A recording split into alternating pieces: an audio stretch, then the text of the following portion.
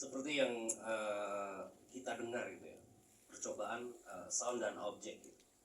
Ini juga pendalaman kami berikutnya, karena saya sendiri secara pribadi mengeksplorasi robot itu dari 2008, dan itu juga memiliki perjalanan yang sangat panjang dengan beberapa perubahan dan pencarian bagaimana kemudian menyatukan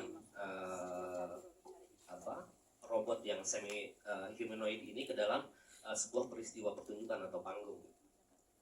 Dari mulai kita mencoba melibatkan aktor teater yang betul-betul seorang aktor berkomunikasi dengan robot, sampai untuk yang sekarang saya mencoba mencari pendalaman lain, bagaimana kemudian proses pencarian artistik itu tidak lagi berangkat dari aktor teater pada umumnya gitu. Jadi yang sekarang itu saya mencoba bekerja sama dengan beberapa musisi, salah satunya ada Vicky Mono, dia juga seorang vokalis ex Burger Kill ya, seorang vokalis musik band Cadas yang sekarang di Dance Squad. Terus kenapa saya memilih beliau, karena saya mengenal beliau sejak lama, dan eksplorasi vokalnya juga sangat menarik, yang kemudian menjadi pilihan saya untuk mencoba mengeksplorasi vokal untuk menarasikan sesuatu, tapi narasi di sini juga bukan pure dalam bentuk narasi teks gitu, tapi bagaimana karakter yang dia miliki, yang dia kembangkan dalam eksplorasi vokalnya juga bisa mewakili konsep ruang, peristiwa, dan waktu di dalam sebuah pertunjukan. Dan terus keduanya juga ada seorang drummer Under the Big Bright Yellow Sun dari Bandung. Dia juga seorang drummer dan ya tentunya sangat perkusionis gitu kan. Nah, dengan latar belakang beliau juga saya mempunyai ide lain gitu, bagaimana kemudian mengkomposisikan orang dengan latar belakang disiplin yang berbeda seperti saya, karena saya juga sebetulnya bukan pure dari teater, saya latar belakang saya juga di seni rupa. Nah, tapi dalam situasi ini saya mencoba mengembangkan robot saya yang sekarang sudah hampir utuh, walaupun misalkan belum 100%, tapi kemudian bagaimana mengembangkan situasi yang seperti tadi saya ceritakan dalam sebuah proses pertunjukan, ya kemudian kita menemukan bunyi dan objek gitu, dimana objek di sini juga mengalami pendistorsian dalam penyajiannya melalui jadi proses di dalam panggung itu kita mengcapture beberapa objek yang kemudian akan diperbesar, dan itu menjadi semacam ada perubahan konotasi gitu dari objek sebenarnya ke proyeksi yang diperbesar. Dan begitupun juga sound di sini, karena saya ingin mencoba menawarkan bagaimana kemudian ini sebetulnya kemudian jadi pertanyaan kita juga, apakah memungkinkan perwujudan sebuah ruang artistik secara non fisik gitu kan. Jadi artinya ada objek yang diperbesar, dan sound ini kemudian bisa mengembangkan proyeksi lain gitu dalam penyajiannya. Karena dalam situasi pertunjukannya juga saya tidak membuat ruang fisik utuh, di mana kita juga pemain dan beberapa pendukung itu memang berada di dalam panggung kemudian. Dan kemudian bagaimana posthuman juga ini hadir sebetulnya juga lebih ke pertanyaan kemudian, apakah bagaimana situasi manusia di kemudian hari gitu dengan adanya robot. Mungkin itu, terima kasih. Atur nuhun Kang Deden, ya ini penasaran ya, kita dapat feel gimana pertunjukannya nanti posisi manusia atau aktor gitu itu jadi cukup setara gitu sama sound, dia bukan lagi pusat dari pertunjukan manusia, tapi justru setara dengan komponen-komponen yang lain yang ada di dalam panggung. Saya ingin estafet langsung ke Bapak Totos Rasiti, sutradara Stok Teater. Kelompok teater ini lahir dari para alumni Institut Kesenian Jakarta dan dikenal akan penjelajahannya pada tema-tema urban dengan pendekatan yang realis. Mudah saya tidak salah. Apa kabar Kang Totos? Mas Totos. Mas, pertunjukan placebo ini yang akan dipentaskan tanggal 6 dan 7 September nanti bulan depan ini kan akan mengeksplorasi media digital gitu Mas ya, dalam salah satu unsur pembangunannya secara masif. Bagaimana Mas ini dilihat sebagai inovasi yang signifikan gitu, terus dia mampu mempengaruhi penyampaian narasi pertunjukan secara utuh kepada pengalaman penonton. Baik, terima kasih. Sebelumnya saya juga mengucapkan terima kasih ke Dewan Kesenian Jakarta, terutama Adit. Jadi Aditlah yang kembali entah menyesatkan atau tidak menyesatkan. Saya 10 tahun nggak produksi, dari 2014 terakhir stop produksi, terus kemudian tiba-tiba diceritakan soal DITP ini buat saya tantangan ya. Tantangan artinya saya harus memaksakan diri untuk bisa punya kegelisahan gitu, dan saya menyambut itu, dan kebetulan kegelisahan saya paling utama sebetulnya memang di dunia digital, termasuk di dalamnya ada AI, kemudian ada film, karena sempat saya tersesat di dunia film. Jadi film benar-benar mempengaruhi saya. Terus kemudian ada nanti mapping ya, ada mapping yang dibantu nanti sama Bu Gini. Jadi ini saya sedikit bercerita.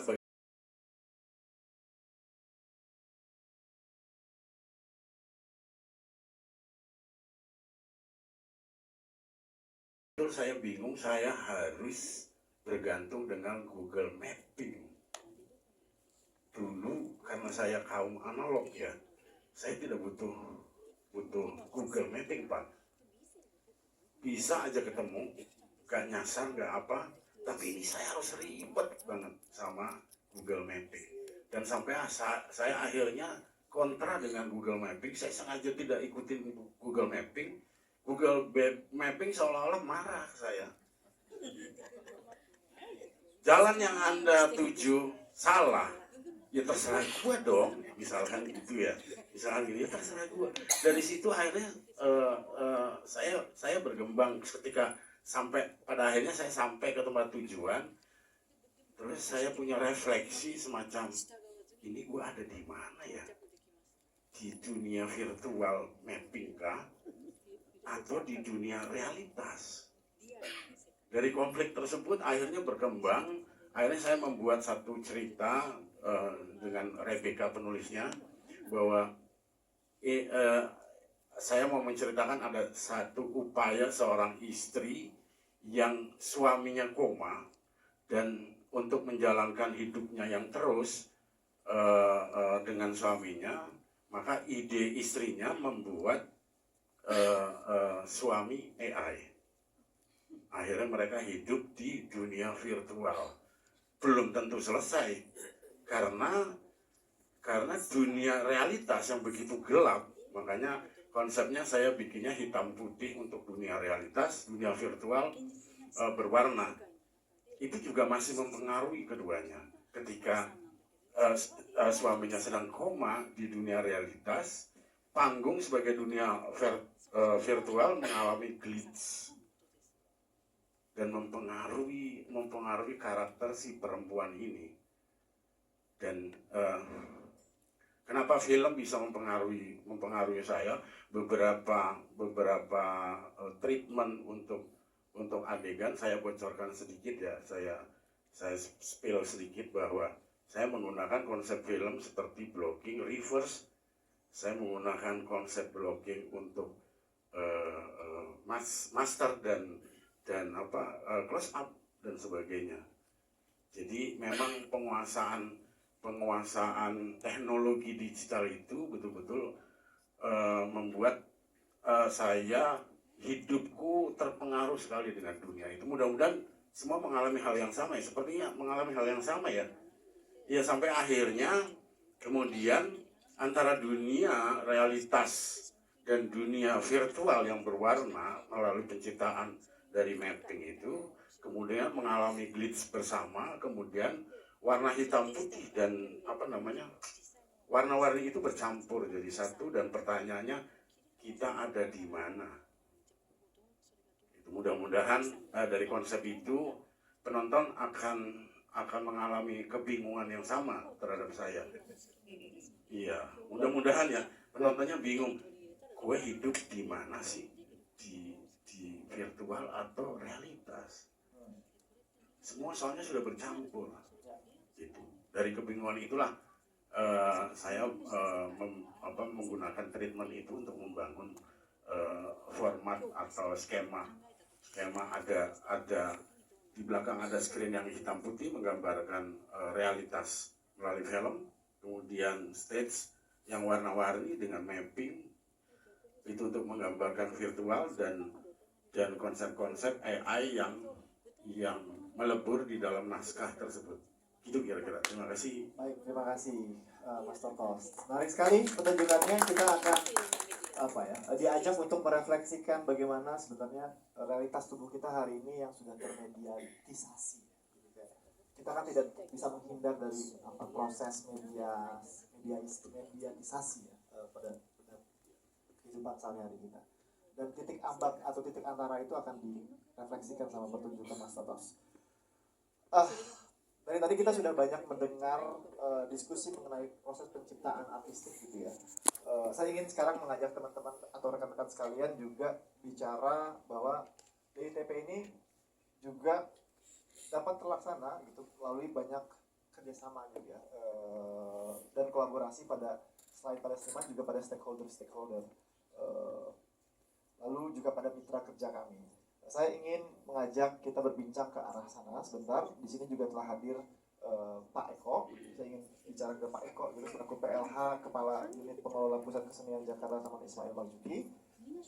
Bapak Eko, selamat sore. Terima kasih sudah menyempatkan hadir Pak Eko. Apa kabar? Terus bagaimana Pak? Kira-kira upaya UP PKJ Tim untuk mewujudkan Jakarta sebagai kota global melalui kerja kesenian, serta bagaimana pandangan Bapak terhadap inisiatif DITP tahun ini? Baik, selamat sore, terima kasih. Yang pertama, ucapkan selamat datang di Taman Ismail Marzuki. Sesuatu yang abadi itu adalah perubahan, dan perubahan itu adalah hal yang pasti. Nah, sehingga kami unit pengelola Pusat Kesenian Jakarta Taman Ismail Marzuki itu selalu mengantisipasi setiap perubahan, terutama dalam bidang seni dan budaya, karena kami bergerak di bidang itu, terutama di pagelarannya. Beberapa waktu yang lalu ketika pemerintah sudah ada indikasi memindahkan ibu kota, Pak, kami tentunya sudah siap-siap dengan segala kemungkinannya. Dan terakhir seperti kita tahu bahwa Jakarta sudah tidak menjadi ibu kota, tetapi menjadi kota global. Tentunya kami menyikapi dengan mengadakan kajian riset, kemudian juga inovasi Pak, untuk agar kami terus bisa mengikuti perubahan itu. Salah satunya kami berdiskusi dengan para seniman, kemudian Bapak Ketua DKJ, dan saat ini kami secara besar-besaran sedang merubah sarana dan prasarana kami yang kami punyai agar bisa nanti menampilkan tempat pagelaran yang semakin berkualitas, kemudian bisa untuk nyaman untuk para seniman. Saat ini di teater kecil sudah dilakukan beberapa perubahan, pergantian baik untuk sound, kemudian untuk panggung, layout, dan seterusnya dalam rangka untuk menyambut Jakarta sebagai kota global. Seperti saat ini beberapa hasil riset kami dibutuhkan kembali bahwa teater kecil itu harus bisa difungsikan sebagai teater arena, Pak. Makanya saat ini nanti begitu selesai bahwa teater kecil ini juga bisa kembali menjadi teater arena, sehingga nanti pagelaran akan lebih bervariasi dan beragam yang dilaksanakan di teater kecil. tentunya apa yang kami lakukan semuanya itu tidak meninggalkan fungsi dari Taman Ismail Marzuki ini sebagai barometer seni, laboratorium seni, dan etalase seni. Nah, itu beberapa hal yang telah kami lakukan untuk menyambut Jakarta sebagai kota global. Bahkan kami juga sudah berencana ada namanya kegiatan penataan landscape, di mana cita-cita kami nanti ada semacam pojok kreasi atau pojok apresiasi seni, di mana para seniman di situ bisa berkarya, bisa bereksperimen secara rutin untuk tampil di tempat tersebut. Doakan bahwa cita-cita kami ini nanti bisa terlaksana. Tetapi sebelumnya tahun depan kita akan lanjutkan juga hal yang sama yang sudah dilakukan di teater kecil, yang di teater besar. Kita juga akan merombak semuanya, termasuk penggantian sound, kemudian lighting yang kita namakan dengan modernisasi sarana prasarana kesenian. Demikian, Pak. Terima kasih Pak Eko. Oke. Kemudian satu lagi ya, tadi masalah DITP ya. Ya, boleh. Ya. Boleh. Nah, DITP ini juga bagi saya sangat penting, Pak, bagi kami PPKJ sangat penting, karena ini membangun interkoneksi global, Pak, interkoneksi kota dan antar negara. Ini juga selaras dengan semangat Jakarta sebagai kota global. Di sini sudah hadir tadi kawan-kawan dari Ukraina, dari Jepang, dari Bandung. Ya, ini memperkuat Jakarta sebagai kota global. Terima kasih. Oke, baik Pak Eko, kita tahan dulu Pak Eko, nanti kita akan ada sesi tanya jawab, kita akan